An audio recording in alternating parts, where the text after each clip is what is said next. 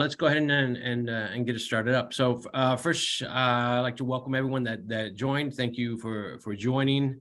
Good morning to those in the U.S. and good afternoon, evening for other parts of the world.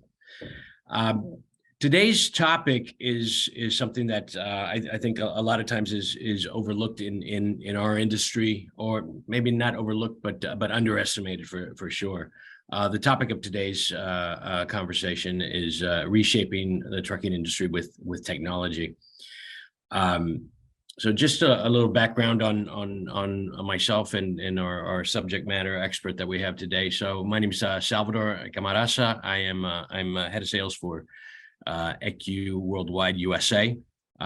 I've been in the industry for 25 plus years, mostly on the international side. So I really focus on the NVO international side of the business. So wouldn't necessarily consider myself a subject matter expert on trucking, so to speak, though trucking has been part of what I do for all shipments, of course, first mile, last mile. But today we have our subject matter expert, which is Douglas Cumming. Doug, you want to do a quick introduction on yourself? Yeah, thanks, Sal. Appreciate it. I've been working specifically in the trucking space for almost 15 years, specifically working with freight forwarders. So, my whole career is based around LTL shipments, truckload, drayage. That's been my expertise.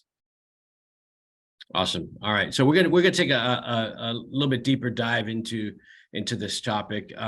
Just go over some of the agenda items we have today. So first we're gonna take just to understand the current state of the trucking industry, where it's heading. And then we'll take a look at some of the challenges directly related to the trucking industry, and then which are the technologies that are being used currently, and strategies. We'll take a deeper dive on some of the strategies that we believe would be beneficial for choosing trucking partners and trucking options for first mile, last mile. And then, of course, we'll take a minute to go over the solutions that we brought to the market, and then we'll continue to develop. And of course, we'll have the ability to do a Q&A throughout the call. So again, like I said, the trucking portion is something that a lot of times is underestimated in the transportation industry. People focus on, especially when it's an international move, of course, they focus on the ocean freight portion, the IPI, really that's the focus. And then you have your first mile and last mile as kind of an add-on to it. But again, just the term first mile and last mile in and of itself has a significant importance in any shipment. If that first mile fails, the shipment's not even moving, right? And then if that last mile fails, you're probably going to miss a deadline. So just we put up some numbers here to show the how important the domestic market is for what we do. In 2020, it was over $732 billion for the industry. Over 10 billion tons of freight moved by U.S. trucks in 2020. 70% of the goods that are in the U.S. are shipped by truck. These are tremendous numbers. So again, it is worthwhile to really take a deeper dive into the trucking industry. Doug, you want to take a look at this? Yeah, thanks, Sal. I think just to kind of give you guys a state of the trucking industry, this graphic, which we pulled from Logistics Managers Index, I think is a really good illustration of where the market sits today, specifically in terms of capacity and rates. Right. I think everybody has felt over the last couple of years, the crunch when it comes to the availability of carriers, and then the skyrocketing rates. That has corrected itself. Not, back to where it was, I think, pre-COVID, but you see right here, the orange line is representing rates. And you can see how those have just taken a nosedive, right? And then you see the capacity kind of at the same time, swinging upwards, right? So what that means now, overall for, almost all modes of trucking is we're seeing better availability, more truckers, more options to choose from, and the rates are finally starting to come back down. So Doug, you said it's corrected itself. You use the term corrected. I think that's what we've gone through in the last couple of years has been just, everyone flying from the seat of their pants, really just trying to get space, trying to get capacity, trying to get a chassis. When I talk to customers and talk to friends in the industry, it's just, the last couple of years even when somebody with a crystal ball wouldn't have been able to predict what we went through. And there are no crystal balls really. So, where is this going to move now? Like you said, it's definitely softened up, right? And we've seen it all over the country where, the big metro markets have, the capacity has increased. I live in Long Beach, California, and a year ago, it would have taken 3 weeks to try to pick up a container from the port. Now we can do it almost within, 3 to 5 days. So that kind of gives in a way, the timing is perfect now to really to have a little bit of time to take a hard look at how you're doing business with on the domestic side and room for improvement. I think just in general, we are one of the most antiquated industries in terms of technology and digitization, right?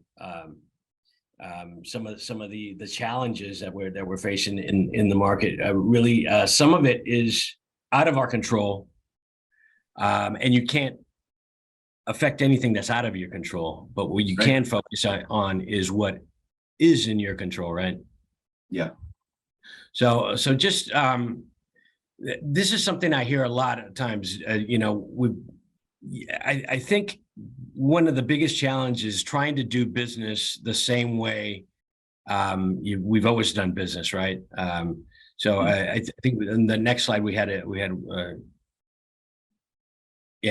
we go. The shipping industry known for doing things the way it's always been done. Hear it all the time.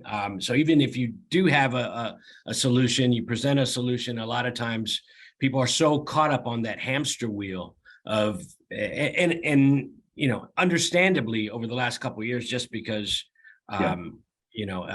everyone's trying to do, forget about more with less, even trying to handle the same with the same, has been a challenge. We hear it all. I hear it all the time from we hear it all the time from customers, how many times they have to get involved in handling a file today as opposed to 3-4 years ago. So I think there's still a lot of manual, outdated ways of doing business. The old it's easier for me to send an email than to do it to have to log into a website and do something. I get it. Sometimes you cut and paste and put it on an email, but it's not just that the sending the email, it's everything that comes along with it, right? Somebody on the other side has to reply to that email, clarify, and then I think we all get that in our inboxes, just a flood of the back and forth. And sometimes I think it goes back to what you just said a minute ago, Sal, was once you send an email, that process has now it's taken out of your control, right? It's now in the control of the person that has to respond to you, right? But there's a lot of technology that's being introduced into the market that is a solution for that. But it is tough to get people to kind of move and advance away from their old school ways of doing business, right? Yeah. 85% of all shipments in the trucking industry are still paper-based. That's amazing. That's amazing. If I mean, in our offices and our customers' offices, you don't see the paper anymore on the international side, right? It for the most part gone really paperless. But I think on the trucking side, there's still a lot of room to go on the digitization, right? Yeah, yeah, they that's one thing when when it comes to the trucking industry, it's just like we said earlier, they have their ways of doing business, and for the most part, they don't really see a reason to move away from that. But you are starting to see a lot more customers kind of the light bulb going off and saying, hey, you know what, we need to pivot here and look for some new alternatives.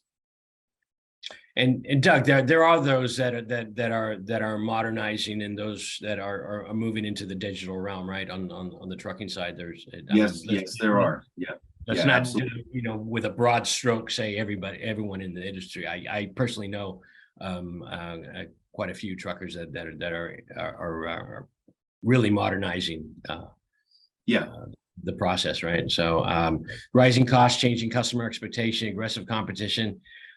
Yeah, look, I think this is something that is really important to take into consideration, because this is the direction that the industry is moving towards.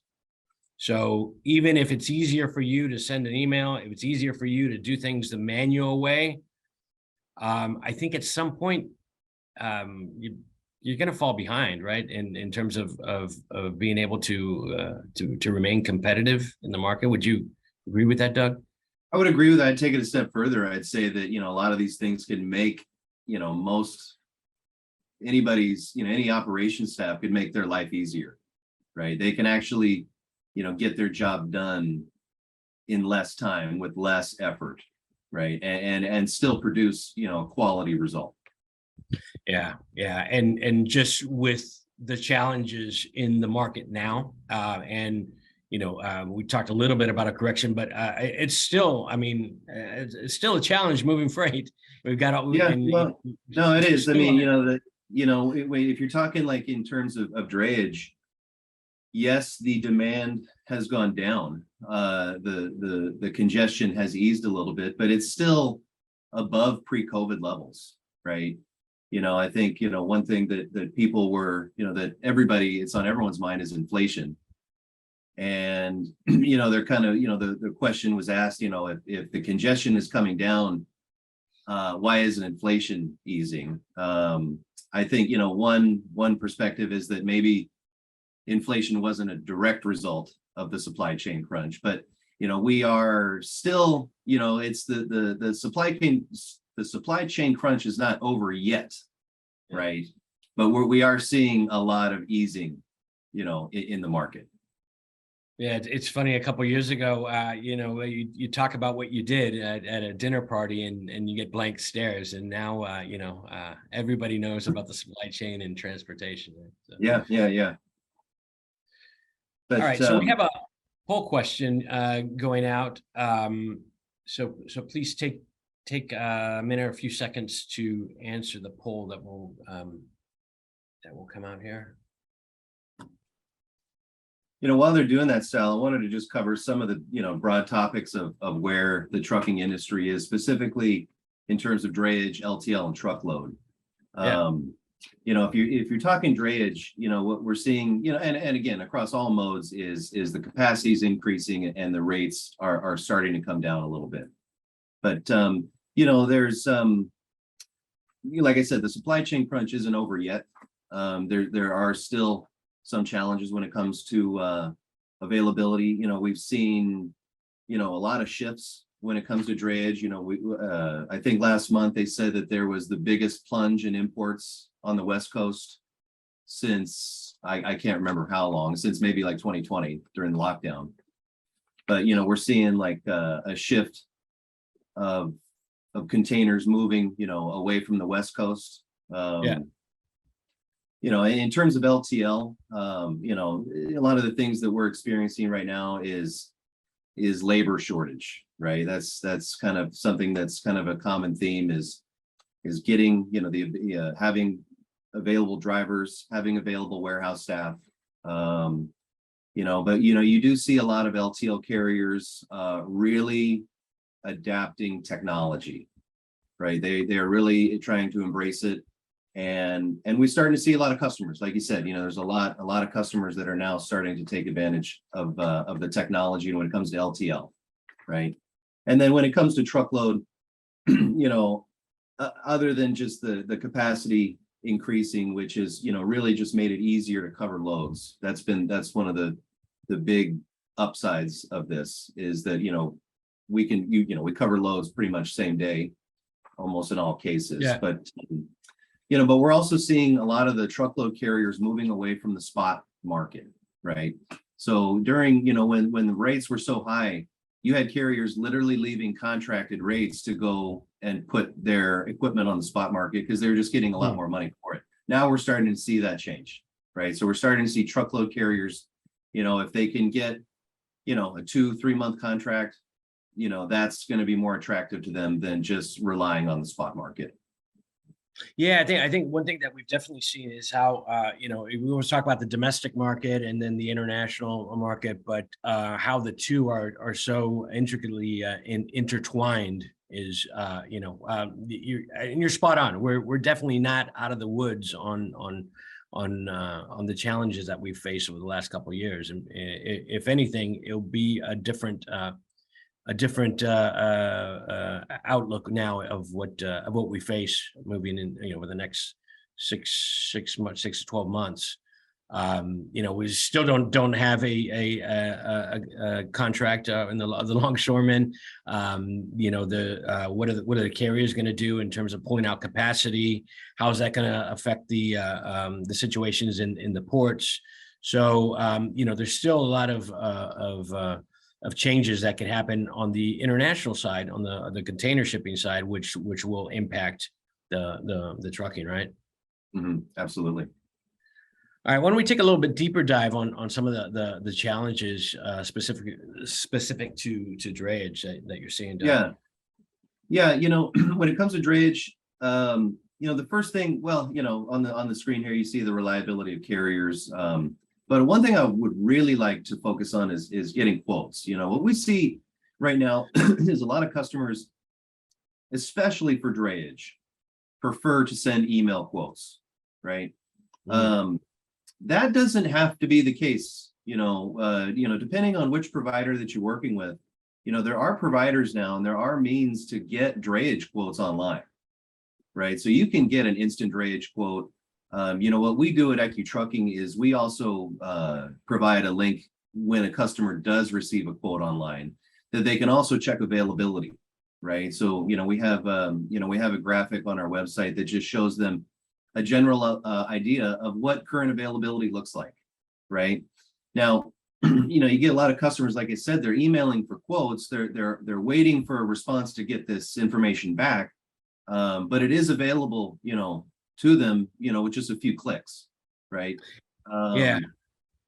So, we were talking about being competitive, right? Remaining competitive as more and more forwarders are able to quickly get a door-to-door cost in front of a shipper or an importer. I mean, at the end of the day, that's what the end customer is looking for, right? They want their landed cost, right. And the ocean portion is only a part of it. So if a forwarder can be first to market with an end-to-end quote, they have a better chance of securing the business because absolutely. Right. Yeah. And then when it comes to finding carriers out of your area, what we're seeing a lot is a lot of customers are voicing concerns with trying to find a carrier that's not in their local market.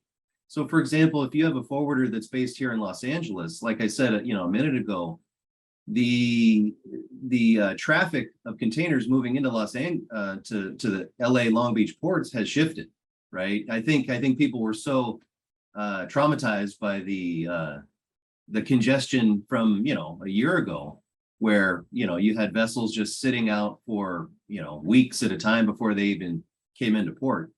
So you've seen a lot of that shifting. So, maybe instead of routing it to the West Coast, maybe they're routing it to the East Coast, maybe Savannah or New Definitely Jersey. seen that. Right. But the forwarder's office is based here in LA. They don't really have any relationships in New Jersey.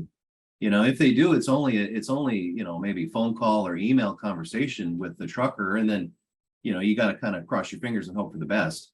Well, yeah, and even if they have an office or a branch over there, that that branch is handling their own files. So what kind of help are you going to get from and then working with a good provider that has resources in all markets can be a tremendous benefit.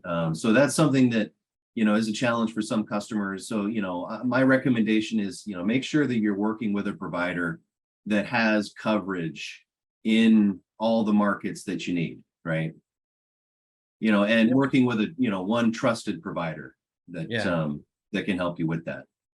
And what's the chassis situation? Because that was we heard that a lot over the last year. Yeah, there was I was reading something in the Journal of Commerce the other day that I think it really goes back to the labor shortage that we're experiencing right now. And we're talking guys on the manufacturing line, right, that are building these chassis.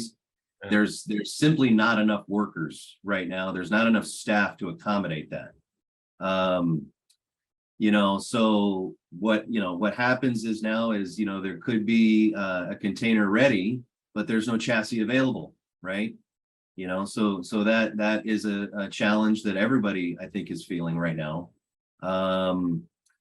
The word was that the chassis shortage probably will correct itself by 2024 is what we're seeing. So this is still going to continue on into next year, where there's going to be a shortage of chassis.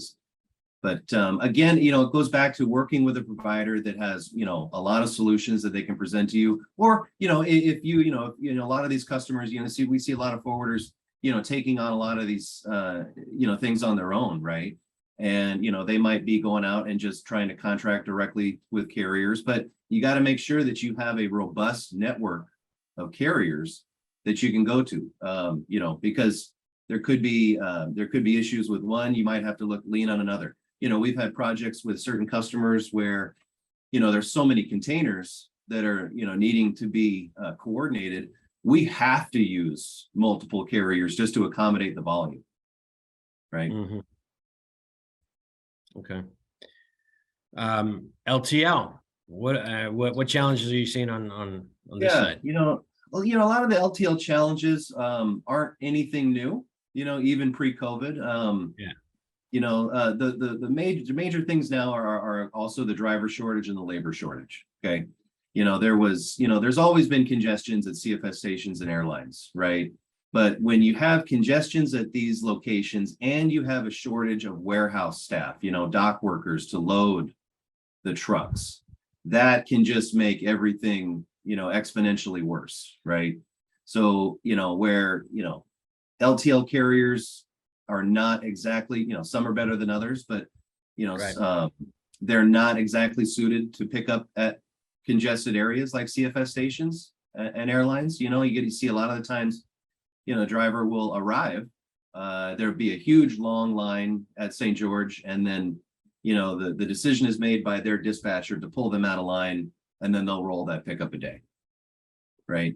But, the other things that we're seeing right now that are, a little bit of a headache are, because of the congestion, you get a lot of this, detention and waiting time from the carriers, and they have really moved to being very strict about detention and waiting time. They're even charging us, Yeah, and that can fluctuate from day to day, from CFS to CFS, because I hear it, from some truckers, some forwarders about this CFS or that CFS, and it really depends on that particular time of the day or that day that they're picking up, right? So it's funny how that works, right? Because you have the perception that, oh well, this CFS is always is always congested, and then another trucker is able to get in. So I think it's a bit of a moving target, isn't it? Yeah, well, I mean, I always tell my customers that, LTL carriers and CFS stations airlines don't exactly mix in a lot of cases, right? There are other solutions that are available out there. My recommendation is if there's any urgency tied to this shipment, right, I would always try to send in maybe a local agent to recover from a CFS station. Local agents tend to be a lot more reliable.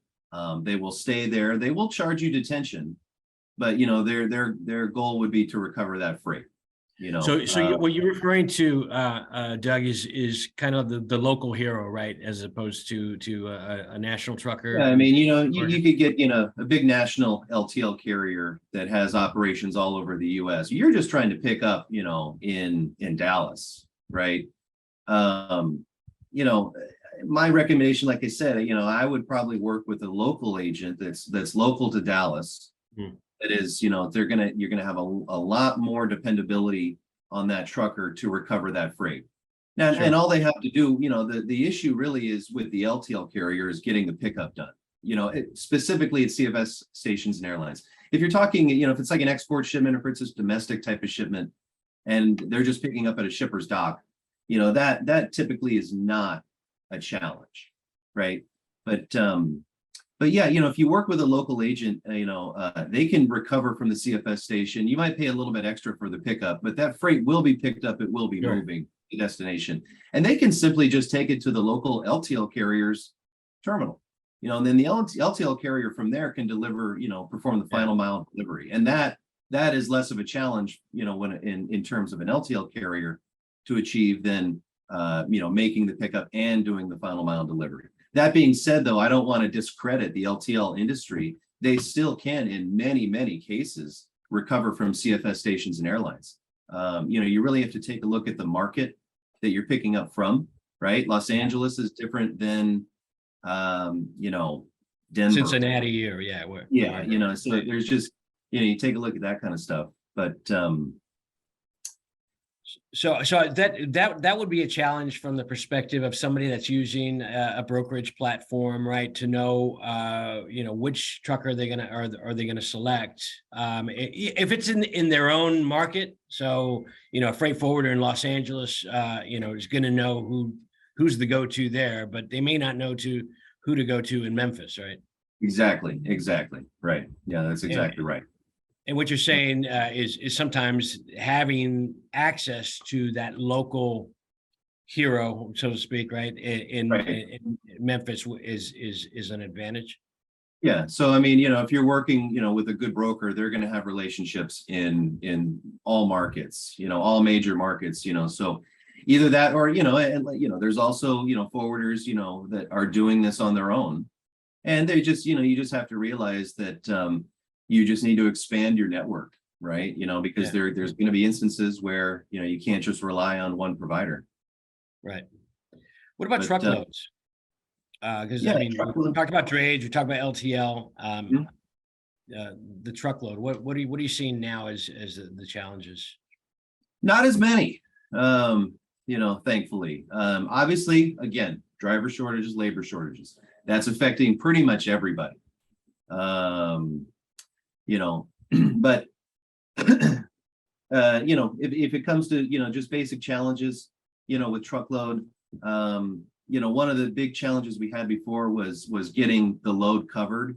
Thank God that challenge has been reduced, but you still have issues with congested locations like CFSs and airlines, but if you were to compare it to other modes of transportation, you will get a lot more reliability from truckload carriers to make the pickup. Again, they might charge you detention. They might, they're going to charge waiting time, but they should be a lot more reliable as far as getting that picked up and delivered.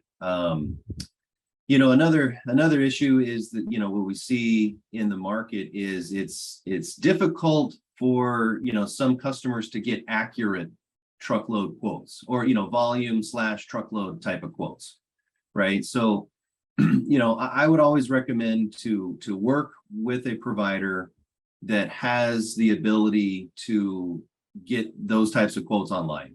There are ways. That's what we do at ECU Trucking is, it doesn't matter what the size of your shipment is, right? You have one quoting page that you work off of. So it could be one pallet all the way up to a 53-foot dry van, right? You just need to put in your pallet's weight and dims, and you're able to get volume quotes and full truckload quotes that are valid, and that you can quote your customer right away, right? So in some cases, I mean, you can compare what the LTL cost and transit time is as opposed to a truckload cost. Yeah, and that's something that to take into consideration with a lot of customers is how to move the cargo. Should I move Right. an LTL? Should I move a truckload? It might be, this is something where it's kind of a middle of the road, could be 8, 9, 10 pallets only, not enough to fill a whole truck, right? But now you're kind of moving up into like a volume type LTL shipment.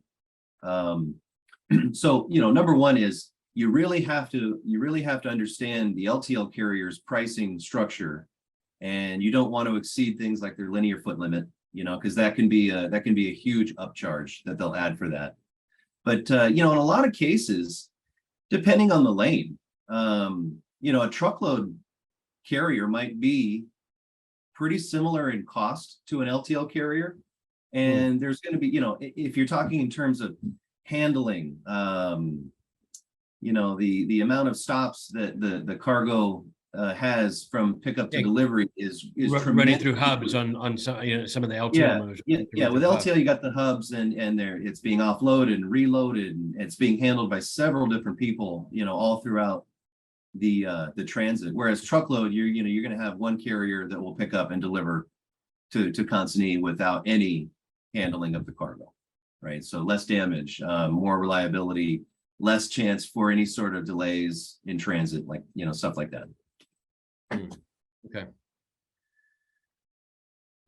So more than ever, shippers adopt digital technology. Sets them up for success. I mean, I think this is so moving into what are the solutions here, right? So I mean, as an antiquated industry, trying to keep up with just moving the amount of freight that you move without just throwing more hands at it. And anybody in management on this webinar knows how difficult it's been to find good employees and employ good employees and maintain some kind of a reasonable operating cost.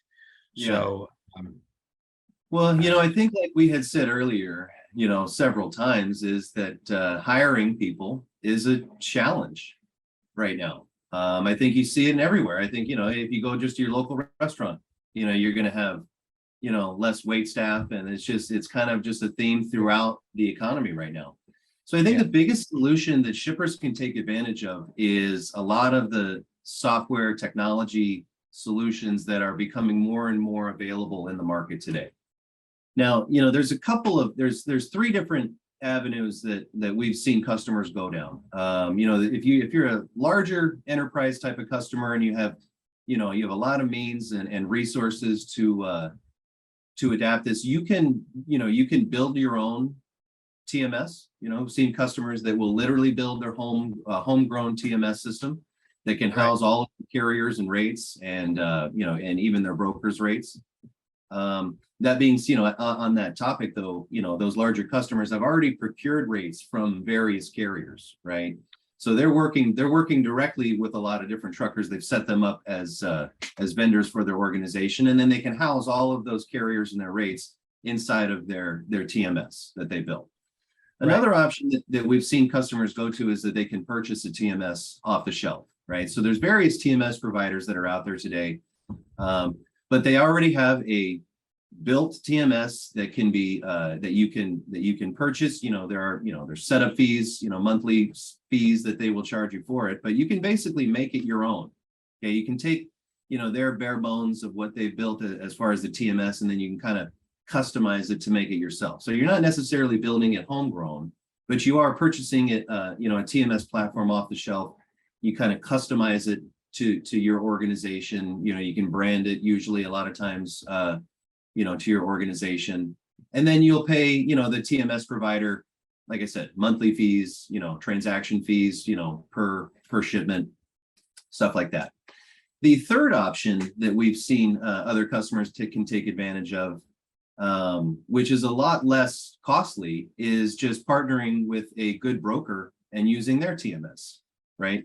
So, you know, a lot of you know, the bigger brokers that are out there have, you know, gone out and either, you know, themselves built their own TMS, or they purchased a TMS that they've made their own. Now their customers can access that TMS usually, I mean, for the most part, at no cost, right? So, you know, the broker will usually make their money as, you know, the margin that's added to the freight costs. But for a customer, you know, you can access a broker's TMS, you can get quotes, you can book shipments, you can see, you know, you'll have visibility on tracking, Right. You know, documents, everything that can be housed in there, all at no cost, right? Now, and also, you know, these systems can host, you know, other brokers' rates, right? So there are software solutions that are out there that are just purely for quoting, right? And you can that you can go out, you can get rates from your truckers, you can get rates from your, you know, several other different brokers, right? And I think one of the themes behind this is doing more with less, right? If you It's even doing more with the or the same with the same, right? Just because of the amount of times you have to touch a file now. Yeah. You know, if you think about just the process of quoting a truck shipment, you know, you got a lot of customers who go out and quote on 3, 4, 5 different providers' websites, right? Or they might just blind copy 10 different brokers, and then whoever comes back with that email blast, right? The famous email blast. Yeah, but I mean, if you can take that process, which, you know, that could be anywhere from 5 to 30 minutes, let's say, you know, to quote a particular shipment. Well, if you have a technology solution that you have enabled for your organization, you have various providers that are available within that software. So, i.e., truckers, brokers, you know, all living in your own environment here. You can take that quoting process and reduce it down to about a minute or two. Right. You know, so, you know, if you can reduce, you know, if you're an owner of a company, or you're the, you know, manager, you know, the profitability of an organization, I mean, if you can take 30 minutes of effort and reduce that to 2 minutes, correct, you know, that's a tremendous help, not only for the organization, but even for the person that's doing the work, right? If you can just make their lives easier, they'll be happier employees, you know, the retention, you know, should be improved. I mean, there's a whole bunch of other things that come with it. Excellent. Doug, we got a question here. I think it's a very good question. It says, as a small freight forwarder, which TMS will be a good option for us? So let's unpack what you just said about the 3 options, right? So number 1 is building your own TMS, which obviously requires a significant amount of resources to and know-how. You have to know how to do it. Know how and everything. Then you've got the off-the-shelf option, which is, you know, also, you know, in terms of financial resources to purchase that off-the-shelf option. So both of those first 2 options, yes, they are solutions, but they're partial solutions, right? And correct me if I'm wrong here, but a TMS is virtually useless if you don't have the pricing and updated pricing in there on a constant basis, right? Yeah. You need to feed both of those options with regular and updated, in some cases, dynamic pricing, right? And you know, if you go either one of those, in some cases you may be dealing with a trucker that doesn't have an API option, and you find yourself having to get sheets and upload them, and you know, what's the validity, and then you've got the fluctuation of the fuel surcharge, you know, variation, and managing that is almost a full-time job, right? Yeah, you know, I mean, like, if you build a TMS or if you purchase a TMS, like you said, you do have to have the rates inside it. Now, large organizations, if they have the means, they can go out and procure rates with various carriers. But even with larger organizations, with technology, you can incorporate other providers that can sit alongside your truckers, right? So if they might have, let's say, 20 different LTL carriers that, a forwarder has set up, direct accounts with. Well, once you adopt a TMS, you have those 20 options that'll be available to you, but you can also pipeline in other brokers' rates via API would be the best way to say it. So like if, if there's a large forwarder that comes to me and says, Doug, we'd like to get you guys up with our organization, but we use this particular software. That's the only environment that our ops staff are able to work out of. And I'm like, that's not a problem, right? Because we can connect our system and our carriers and rates into your TMS, right? And that can happen whether it's a homegrown TMS or if it's an off-the-shelf TMS. Okay. To answer the question though from the audience, I mean, I don't want to sit here and plug different TMS providers, but I mean, I know a lot of them that are out there. I've worked with a lot of them. I've seen what they can do. I would say, just in general, you want to make sure that your TMS provider has the ability to give you quick and accurate rates. You want to make sure that you can book shipments easily and fast. And, you want to make your TMS as less cumbersome as you can. The easier that you can make, your software, the fewer clicks. You'd be surprised how difficult it is just to get, an ops staff to realize that they need to click there, right? So if you can just make it easier for them, it just makes, a lot more quality work for everybody. Yeah. So I guess to summarize an answer to that question, it really depends on the amount of resources you have financially to invest in it, but even more so to manage it on a regular basis, as opposed to the third option, which is using a truck broker, which will maintain options in terms of pricing, have dynamic pricing in many cases, and have it ready to go with like you said, without a cost. Yeah, but like a smaller size forwarder, I would recommend to partner with a good broker, good provider, and I would use their TMS. I would use their TMS. There's no cost to you. You can tremendously improve efficiencies, from quoting, booking, tracking, tracing, and billing, can all be, made more efficient, even just by using another broker's TMS, right? You don't have to just so people are aware, when you go about, if you're going to build your own TMS, or if you're going to purchase a TMS off the shelf, it is tens of thousands, if not hundreds of thousands, or even millions of dollars, right? It's a large capital expenditure up front to do those types of things. But if you're a multi-million, multi-billion dollar organization, well, then that might be the best option for you. But there are a lot of brokers, TMS platforms that are available to you at no cost. And like I said, quoting, booking, tracking, tracing, everything can be made easier. Excellent. Thanks, Doug.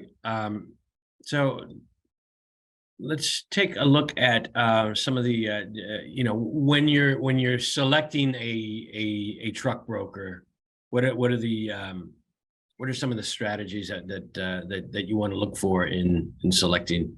You touched a little bit on some of those aspects, right? But I mean, one of the first things that you need to do is you need to find a reliable broker, right? You need to find someone that you trust, someone that I would recommend someone that's been around, they have experience in the industry. But another big thing that your broker should offer you is automation, right? Automation is really the key to doing a lot more with less, or like you said, Sal, doing the same with the same, right?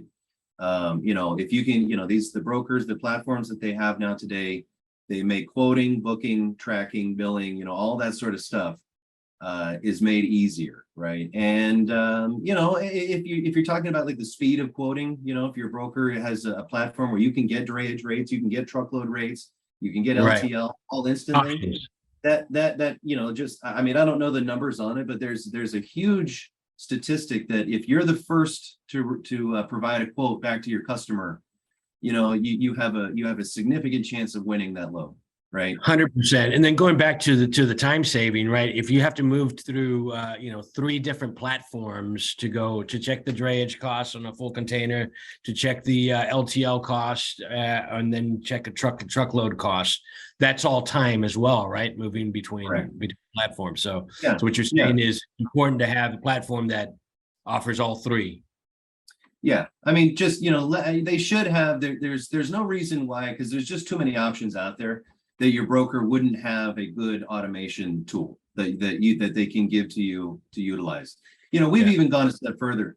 We have given our customers access, our customer access to rates, right? Where it's not even just our customer that's doing it. They will give access. Like there's we have a customer that we work with now that basically our forwarder, their customer has API'd into our system, right?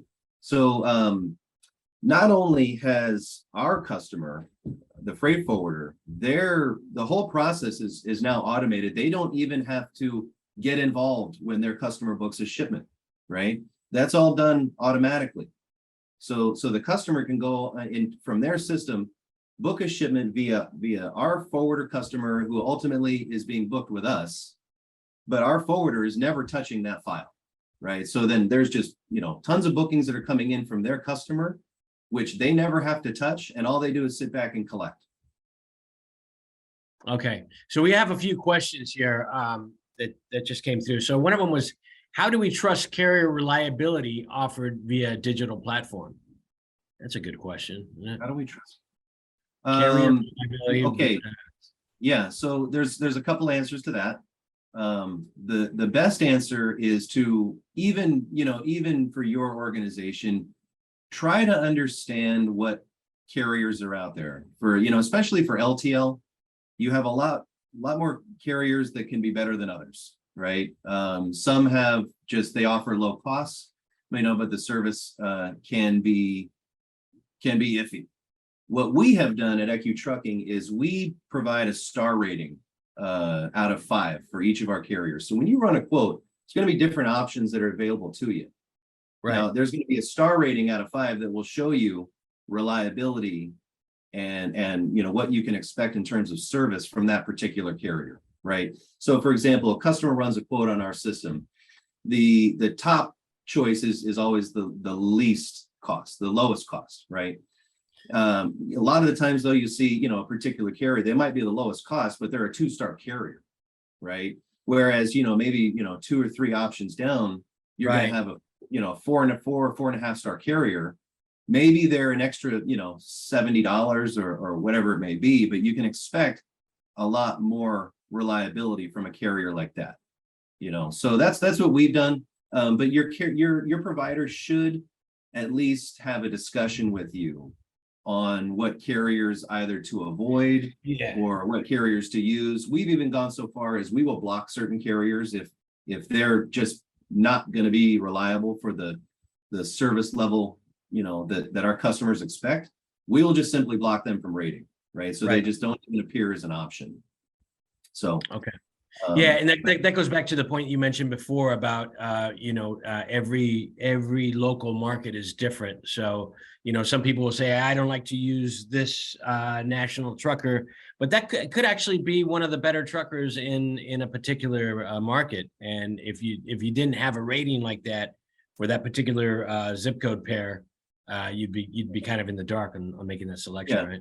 Yeah, and on the other side of it, I've seen a lot of other brokers out there, and I won't mention names, but they give you access to a website, and you can book with a carrier, and you can cross your fingers and hope for the best, right? Okay. There's no intelligence that's built around it. There may or may not be some education that the broker provides to their customer. The best solution is always if you're ever, if you're ever on the fence about a particular carrier, either ask your broker, ask someone that you trust, or, you can just kind of look them up online and just kind of see what their service coverage is, what their capabilities are, what their technology is, because a lot of technology that, that the brokers take advantage of, can't be done unless the trucker themselves have the technology, right? So we can't get tracking updates back from a carrier unless they have an active API connection with us, right? So, all right, so we have a couple more questions and we only have 5 minutes left, so 4 minutes left. So real quick, the other question was, as a broker, how can I decide what's best for me? I'm assuming as a broker means a customs broker, because it wouldn't be a trucking no, broker. that could be another freight broker maybe. But I think that's a tough question to ask without getting a little bit more details of it. I'd like to see the size of the operation, the volume of shipments that you're handling. What areas you're shipping from. Is it multiple areas? Is it multiple pickup locations, multiple delivery locations? That can kind of yeah, the answer to that is relative to that particular situation, right? Okay. And then the other question is, from quoting to billing, I also get an option of referral? I'm not sure I follow the question. I guess being able to quote and yeah, option of referral. Not sure. I'm not sure I understand the question. I can say though that from quoting to billing, if you're talking about that, a lot of these automation solutions that are out there, like for example, we have moved to density-based pricing at ECU Trucking. Everything there is, all the quotes for LTL pricing is not based on class whatsoever. So we've removed classification out of the equation, and everything is just based on density, right? It's just your pallets, your weight, and your DIMS. Yeah. And what we have seen with that is we're almost at 90% of our invoices are sent and they match the quoted rate, right? So, if a customer gets a quote online for $250, their invoice for the absolute vast majority of the time is going to be for $250. Right? That's a big one that I heard is re-rates, right? Because a forwarder goes on to brokerage platform, gets a quote, whatever the trucker weighs it gets re-rated, and 2 weeks later that shipment might be already billed to the customer and paid, and then all of a sudden they get a re-rate. How does ECU Trucking handle that? Well, what we do is, first of all, moving to density-based pricing for LTL, because the most of the time the culprits are the LTL carriers. And we don't really get a lot of increases with truckload carriers other than maybe detention. But moving to density-based pricing has really been a savior for us. Because we had to deal with a lot of disputes, a lot of added charges. Sure. But we took it a step further than just, we've tried to reduce or prevent these rebills from even happening, but they can still happen from time to time. There's reways, there could be a liftgate fee or a limited access fee. What we do is, unfortunately, the LTL industry they're not up to speed with getting these charges to us in real time. So what we do is we have a team that audits all charges for every shipment. We will know if there's any additional charges no later than a day or two after delivery, right? So we don't wait for the carriers to invoice us. Their charges are available on their website, for almost every carrier. You can go on and get updated charges. The issue with the LTL carriers is they just don't notify you of it. So we go in and we find it out, and if there is anything, we will notify our customers, right? We'll send them a courtesy notification no later than a day or two after delivery, if we haven't already sent it to them while it's in transit. Okay. But then, also just the technology of our TMS, we have intelligence built into all of our carriers that, depending on the size of the shipment, the lane, you're going to get valid rates, right? So we really try to produce valid rates to the customer at the quoting stage.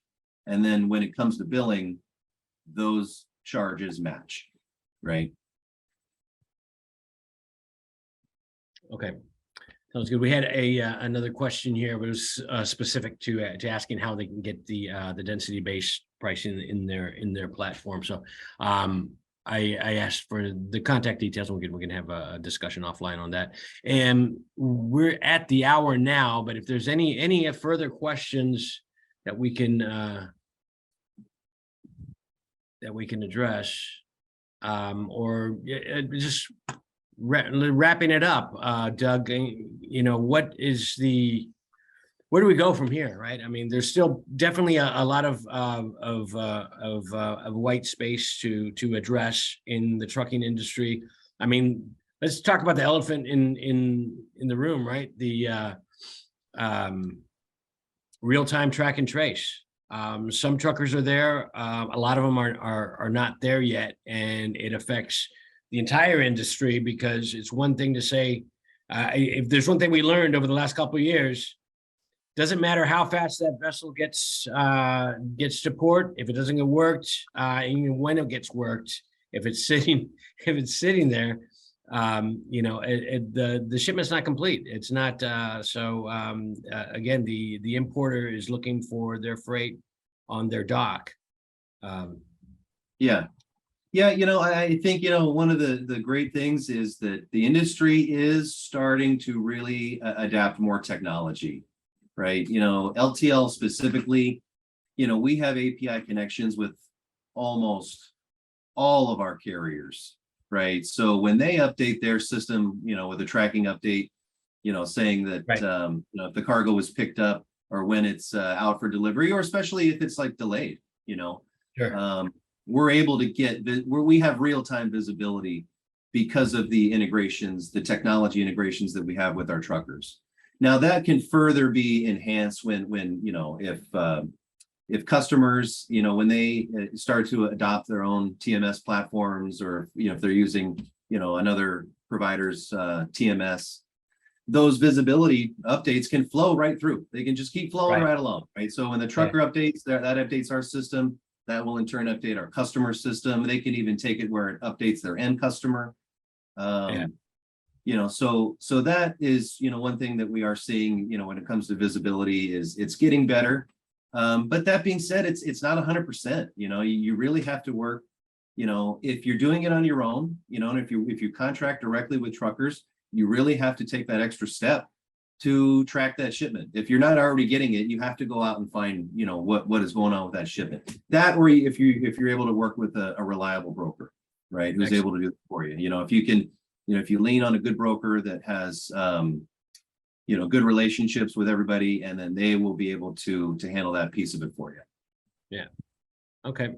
Well, look, we're a few minutes past right now. A lot of good stuff, but still a lot more to consider. It's a pretty heavy topic, and at the end of the day, it's really part of the I don't want to say the most important, but extremely important part of the supply chain, that first mile and last mile.